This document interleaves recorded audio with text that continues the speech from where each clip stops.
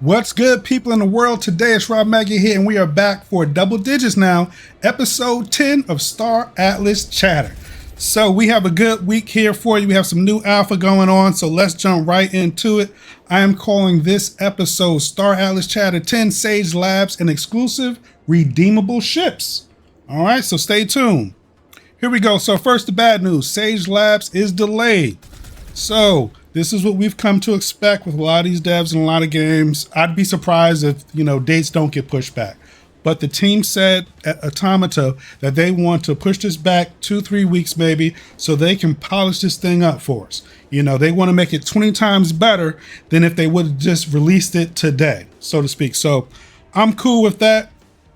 Polish it up, make it look very good so we can have a lot of fun, and I am looking forward to it.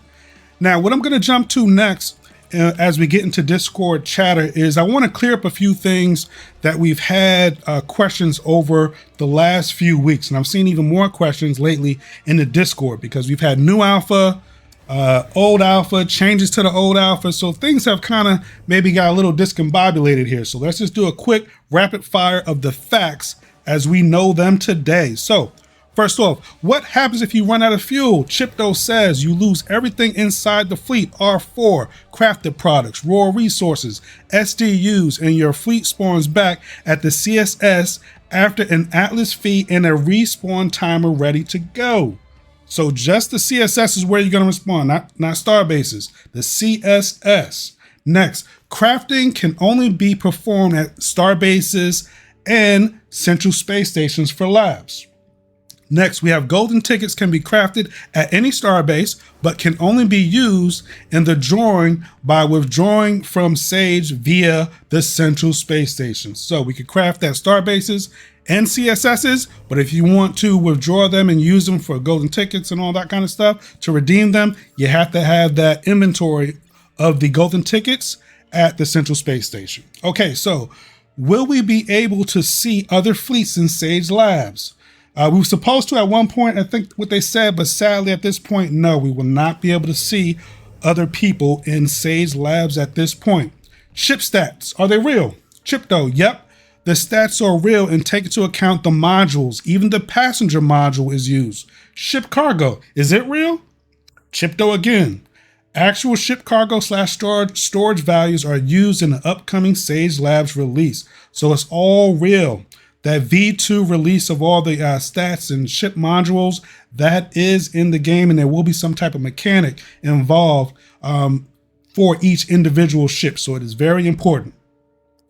Okay, so we have fleet warp versus sub-warp mechanics. So now we're moving into the new alpha. So this is all new here. And this is a bomb right here. So Chipdo says, for sub-warp movement, you are as slow as the slowest in the fleet. Okay, for warping, you enjoy the warp range of the longest in your fleet. So that is huge. So that is the information that we need as we're thinking about the ships that we have in our fleet and how we want to break this thing down. So me personally, I want to have a fleet, headed up by my Visas O-Pod to just go out far and look for SDUs. And that's one fleet. And then have another one, of course, for mining and extracting, and another fleet that's going to stay at the star base or the central space stations to craft. So those fleet and the crew members will be dedicated toward just crafting. So, but this is great information. So thank you, Chipdo, and thank the community member for asking that question. Okay, so the Rainbow Ohm supersizing. Now this is near and dear to my heart because I've been thinking about this for a while. I figured the team was going to address it. But kudos to the community member who asked this question. The size of Rainbow Ohm in meters is a lot smaller than the pack light.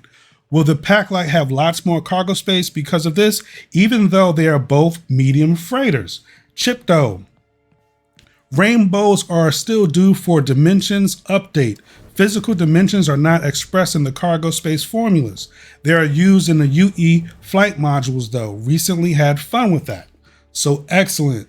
The Ohm will be getting love because when you go into the showroom, it looks so small and skinny. I'm like, how is this thing? And then you pop up the pack light and it's huge. So hope they're going to work on that. So we'll be able to see that. That'll be fun. I look forward to playing with that in the showroom. Okay, so let's jump into player referral program. update. So last week in Star Atlas Chatter, we talked about the new Star Path Referral Reward Program. Michael Wagner responded in the tweet that to give a little bit more clarity on this and add that actually the person that you refer, they're going to get a 10% discount as well. So that's pretty cool. And he just says here, your referees also receive a 10% discount on primary market purchases through Star Path. So that's good to know. That's very important. We have a win-win situation here. Next, we have more information about the 25% referral reward. So actually, there's a company called BuddyLink. They're the one that's going to be handling the reward payout system.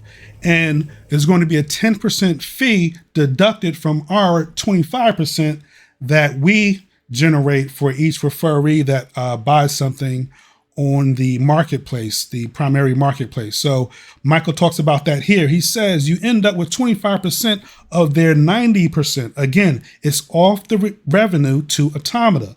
And in the future, there will also be a 10% fee charged by BuddyLink, but they will waive that for the first 90 days. So that's pretty cool. So the way it checks out here, I have a little example. Let's say you refer someone within or after the 90 days and they buy an imp tap. Okay, so they get the 10% discount. Okay, they're also going to be, that's also going to generate a 25% referral commission, which is going to be $273.38 minus the 10% fee, which would be $27.34. That goes to BuddyLink. So now you would get $246.04. I rounded up here. I'm optimistic. Okay, so that's how that's going to work out. So we have that information. We are straight on that. Now, also, Michael adds here the claiming process. Discounts are immediately available. Referee rewards are claimable instantly following transaction confirmation. You will need to claim your rewards on your profile on BuddyLink. So that's how that works. And also note, the rewards will be paid out in the same currency used to make the purchase. So if they use USDC, you're going to get your commission in USDC and so forth. So now let's go ahead and move into the Atlas Brew 75 chatter. We have some new information here. And I have here fleet size and the power of 145. So as we see, now this is a little bit changed from last week as well. So we have an update here. So make sure you pay attention.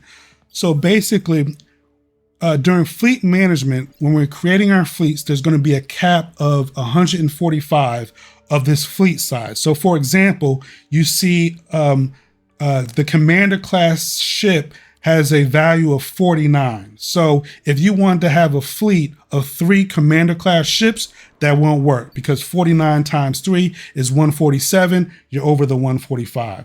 But for example, you could have one fleet of 145 extra small ships.